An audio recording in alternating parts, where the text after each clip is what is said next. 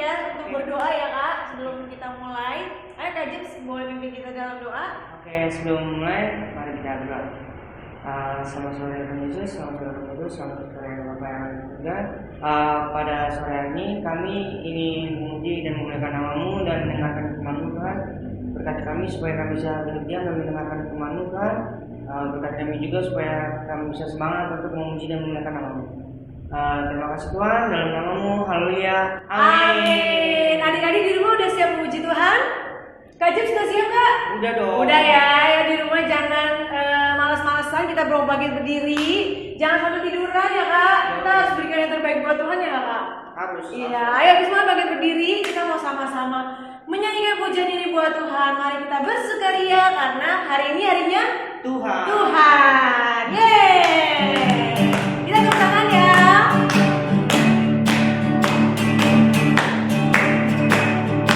Mari kita bersukaria karena ini hari bahagia kita berkumpul jadi satu. Puji Tuhan semesta itu. Haleluya. Tepuk tangan wajah berseri. Hilangkanlah hati yang seri. Yesus berkata, bukankah Yesus berkata damai yang diberikan. Mari kita bersukaria. Sekali lagi. Mari kita bersukaria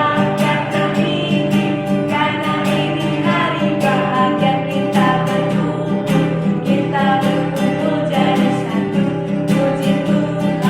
Puji Tuhan semesta itu. Haleluya. Tepuk tangan wajah berseri. Hilangkanlah hati yang seri. Yesus berkata, bukankah Yesus berkata damai yang diberikan. Mari kita bersukaria. Coba kakak mau lihat senyumannya adik-adik juga ya. Kan lagu ini bilang mari kita bersukaria.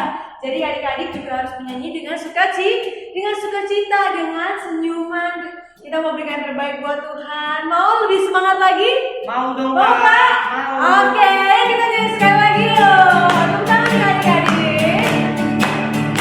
Mari kita bersukaria karena ini hari bahagia kita berkumpul jadi satu. Puji Tuhan semesta itu. Haleluya. Tepuk tangan wajah berseri. Hilangkanlah hati yang seri.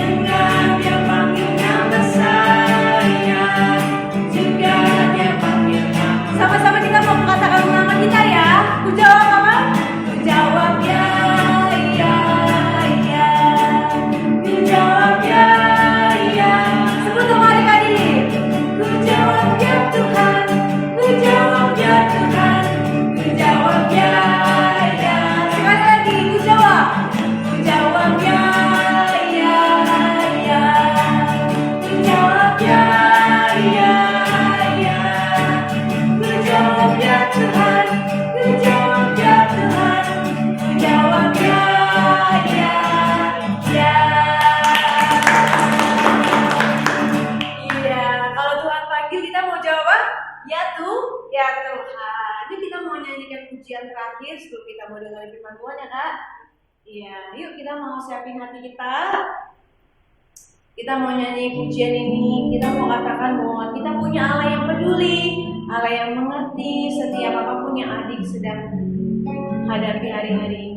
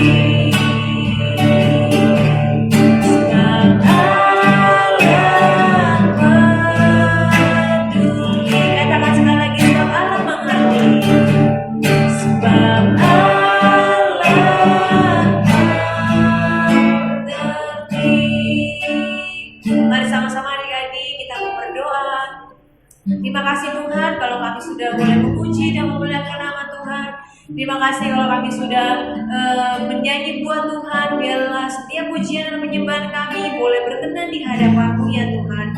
Bapak, sebentar kami akan persiapkan hati kami. Biarlah Tuhan yang pimpin, Tuhan Allah yang mengurapi setiap adik-adik yang ada di rumah. Biarlah kami boleh membuka hati, pikiran, dan telinga kami untuk kami boleh mendengarkan kebenaran firman Tuhan yang akan disampaikan oleh kakak sekolah minggu kami. Terima kasih Tuhan. Kami siap untuk mendengarkan firman Tuhan. Kita mau sama-sama katakan amin. Udah siap dengar firman Tuhan? Kita langsung panggil aja ya kakak sekolah minggu yang akan memberitakan kebenaran firman Tuhan. Siap? Siap dong Kak. Yuk, panggil Kak. Shalom adik-adik. Kak Kris percaya adik-adik di tempat ini luar biasa semangat untuk dengarkan firman Tuhan. Nah, firman Tuhan hari ini bikin kita semangat juga. Tahu nggak apa? Siapa di sini yang pernah mendengar keberhasilan seseorang yang hebat? Yang berhasil. Kalian pernah berhasil dalam ujian? Pernah berhasil dalam melakukan sesuatu, misalnya tadinya kakak aku udah berhasil naik sepeda roda 2, tadinya aku rodanya 10 misalnya begitu. Udah pernah coba? Aku berhasil kak, aku berhasil. Atau kakak aku udah berhasil lulus ujian SD. Ada juga nih kakak-kakak yang baru lulus SD kan? Atau kak aku berhasil lulus UAS, aku baru kenaikan kelas, jadi aku berhasil kak mengerjakan soalnya. Iya betul, itu adalah salah satu contoh keberhasilan. Nah di sini kakak mau ajak adik-adik, kenapa sih keberhasilan itu penting? Kenapa sih kita bisa berhasil? Nah firman Tuhan kali ini kita mau belajar sama-sama adalah hidup yang berhasil. Siapa di sini yang mau hidupnya itu gagal? Ada nggak? Gagal, ulangan remedial terus apa-apa nggak bisa, apa-apa selalu disalahin, nggak mau kan? Nah, kita mau sama-sama belajar gimana caranya biar kita hidupnya berhasil. Kita mau sama-sama baca firman Tuhan dari Mazmur 1 ayatnya yang pertama sampai yang ke-6. Nah, tapi kakak mau ambil poinnya di ayat yang pertama sampai yang ketiga saja ya. Kita baca, adik-adik coba ikut sama-sama baca pada hitungan ketiga ya.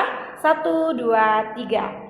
Berbahagialah orang yang tidak berjalan menurut nasihat orang fasik, yang tidak berdiri di jalan orang berdosa, dan yang tidak duduk dalam kumpulan pencemooh. Tetapi yang kesukaannya ialah Taurat Tuhan, dan yang merenungkan Taurat itu siang dan malam. Ayat yang ketiga. Ia seperti pohon yang ditanam di tepi aliran air, yang menghasilkan buahnya pada musimnya, dan yang tidak layu daunnya. Apa saja yang diperbuatnya berhasil. Nah, kalau adik-adik tahu, kalau seperti pohon yang ditanam di tepi aliran air, siapa di sini yang pernah lihat tanaman? Kalian kalau lihat tanaman itu kan mereka berharapnya kalau dia tanaman buah dia menghasilkan buahnya. Kalau dia itu tanaman yang berbunga dia menghasilkan bunganya. Kalau tanaman biasa aja mungkin kita jarang mau lihat. Tapi kalau ada tanaman yang bunganya bagus banget warnanya, atau buahnya itu lebat banget, terus rasanya manis. Itu adalah contoh dari tanaman yang ditanam di tepi aliran air yang menghasilkan buahnya, atau dia bisa menghasilkan bunga-bunga yang menarik. Seperti itulah hidup kita kalau kita di dalam Tuhan. Nah, di sini dikatakan kan berbahagialah orang yang tidak berjalan menurut nasihat orang fasik. Kadang-kadang siapa di sini yang kalau lagi sedih atau lagi dalam kesel atau mungkin lagi berantem, terus dengerin nasihat temennya, iya kamu mah kemarin mendingan tonjok dia aja. Atau kata temennya kalau lagi berantem, kamu balas aja marah-marahin dia. Nah, kadang-kadang kan kita dengar, kalau kamu dipukul, ya kan, balas pukul aja. Tapi ternyata Tuhan bilang apa? Itu tidak baik, ya kan? Apakah kita mau dengerin yang kayak gitu? Kita harus sama-sama dengarkan apa kata firman Tuhan. Nah, kita hidupnya kita nggak berjalan seperti nasihat orang-orang yang tidak mengenal Tuhan. Orang fasik itu adalah orang-orang yang tidak mengenal Tuhan. Jadi kalau kita hidup, dengarkan apa yang menjadi kebenarannya melalui firman Tuhan. Itu yang pertama. Terus yang tidak berdiri di jalan orang berdosa. Di jalan orang berdosa artinya apa? kita nggak ikutin tuh, mereka maunya apa. Kalau misalnya mereka mereka main terus selama belajar di rumah, aku ikutan main terus selama belajar di rumah. Mereka kalau ngerjain tugas sukanya nyontek, aku ikutan nyontek. Itu namanya di jalan orang berdosa. Apakah itu yang dikehendaki Tuhan? Oke, tadi nggak dengerin nasihat orang-orang fasik, Tuhan nggak mau, ya kan? Terus sama kumpulan jadi jalan orang berdosa, Tuhan juga nggak mau. Terus sama apa lagi tuh? Yang tidak duduk di dalam kumpulan pencemooh itu apa? Itu yang suka ngomongin hal-hal yang negatif terus, yang jelek-jelek terus. Misalnya, kamu tahu nggak? Dia itu kan anaknya nggak bagus, dia kan anaknya. Nah, itu kumpulan pencemooh yang suka ngomongin orang. Siapa yang suka ngomongin orang? Nggak boleh ya. Kita mau sama-sama omongin aja kebenaran firman Tuhan. Lakukan apa yang baik ya. Nah, firman Tuhan hari ini, kalau kalian tadi semuanya tidak melakukan hal yang seperti itu, atau misalnya kalian tuh melakukan berjalan di jalan orang benar, dan kalian itu mendengarkan nasihat orang benar atau kebenaran firman Tuhan, dan kalau kalian itu duduknya bersama-sama dengan orang benar, di ayat 3-nya itu yang Tuhan jamin keberhasilan. Nah, terus apa yang harus kita lakukan? Ada di ayat 2. Tetapi yang kesukaannya ialah Taurat Tuhan. Apa itu Taurat Tuhan? Firman Tuhan. Kalau kita suka firman Tuhan, apakah kita cuman baca aja? No, kita renungkan. Itu kan dikatakan ya, dan merenungkan Taurat itu siang dan malam. Merenungkan. Setelah merenungkan, kita lakukan. Itu, kalau kita lakukan ini, dijamin hidup kita berhasil. Ada satu kisah loh. Pasti adik-adik kenal siapa orangnya. Tada! Dia adalah Yusuf. Yusuf di sini, kalau dilihat dari kisahnya, sedih ya. Sedih nggak sih? Dia sama kakaknya aja diiriin, ya kan? Kakak-kakaknya tuh pada iri sama dia. Setelah itu dia diapain sama kakaknya? Dibuang dan dijual. Nggak boleh gitu ya sama adik kakaknya ya. Oke, jadi si Yusuf ini dijual, dibawa ke Mesir. Kalau kakak jadi Yusuf, kakak mau nangis-nangis, sedih. Tapi enggak, Yusuf mempunyai respon hati yang tetap baik. Nah, ketika dia dijual dan dia hidup di Mesir, dia tetap hidup seperti apa yang Tuhan mau. Ada ayatnya, kita baca sama-sama di Mazmur di Kejadian 39. Kejadian 39. Kita sama-sama baca, yuk. Ini ketika Yusuf berada di rumah Potifar, yaitu tuannya dia ya. Di saat itu Yusuf ketika dijual, akhirnya dijual menjadi budak. Budak itu jadi hamba. Hamba itu kayak orang yang kerjaannya tuh melakukan apa yang tuannya mau, ya. Nah, di sini Yusuf kita baca dari ayatnya yang kedua. Tetapi Tuhan menyertai Yusuf sehingga ia menjadi seorang yang selalu berhasil dalam pekerjaannya. Maka tinggallah ia di rumah tuannya orang Mesir itu. Dikatakan bahwa Tuhan selalu membuat apa yang Tuhan tuh menyertai Yusuf. Apa yang dilakukan oleh Yusuf itu dibuat berhasil. Nah, setelah dilihat oleh tuannya bahwa Yusuf disertai Tuhan dan bahwa Tuhan membuat berhasil segala sesuatu yang dikerjakannya, apa yang terjadi? Di ayat yang keempat, maka Yusuf mendapat kasih tuannya dan ia boleh melayani dia. Kepada Yusuf diberikannya kuasa atas rumahnya dan segala miliknya diserahkannya pada kekuasaan Yusuf. Ini luar biasa loh hidupnya Yusuf. Dia boleh jadi hamba, tapi hamba yang dipercaya. Dia kenapa dia bisa dipercaya? Karena dia disertai oleh Tuhan. Dia kenapa ketika dia disertai oleh Tuhan, dia dibuat berhasil oleh Tuhan. Oleh karena itu, adik-adik hari-hari ini apa yang adik-adik lakukan? Apakah adik-adik akan melakukan keberhasilan? Apakah adik-adik mau hal yang gagal? Semua tergantung adik-adik maunya apa. Kalau adik-adik mau hidup yang berhasil, kuncinya di ayatnya yang kedua tadi. Tetapi renungkanlah firman Tuhan siang dan malam. Kesukaannya itu. Apa yang hari-hari menjadi kesukaan adik-adik? Kita mau sama-sama belajar untuk menyukai firman Tuhan, merenungkan. Ikut baca 3 pasal. Lakukan yang terbaik yang adik-adik bisa. Oke? Nah, kalau mau yang hidup yang berhasil, yang pertama kita mau sama-sama menyukai firman Tuhan. Menyukai firman Tuhan. Ketika kita menyukainya, kita mau merenungkan. Yang pertama kita menyukai firman Tuhan, yang kedua kita mau merenungkannya. Setelah kita merenungkannya, kita mau sama-sama melakukannya. Kak Kris percaya di Mazmur 1 ayatnya yang ketiga itu menjadi milik kita.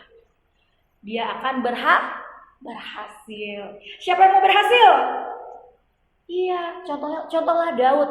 Sekalipun hidupnya, dia mungkin hidup yang tidak menyenangkan awalnya, tapi dia menjadi orang yang diberkati Tuhan, orang yang berhasil karena dia disertai oleh Tuhan. Kenapa dia disertai?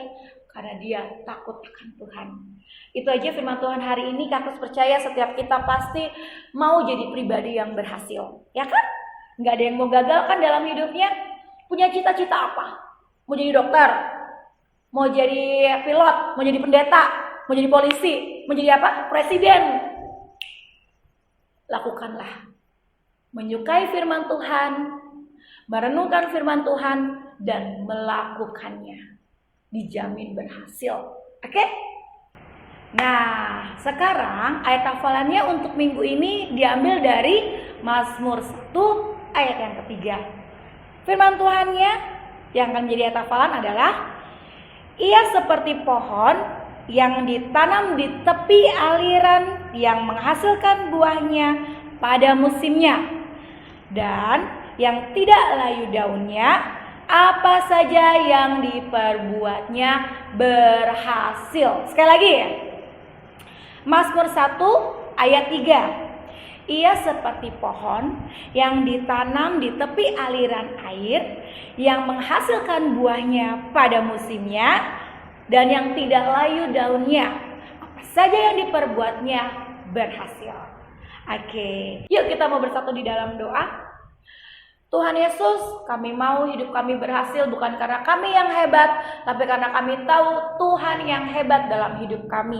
Tuhan memberkati setiap kami dan kami percaya keberhasilan yang kami punya itu adalah dari Tuhan. Di dalam nama Tuhan Yesus Kristus kami telah berdoa dan mengucap syukur. Haleluya. Amin.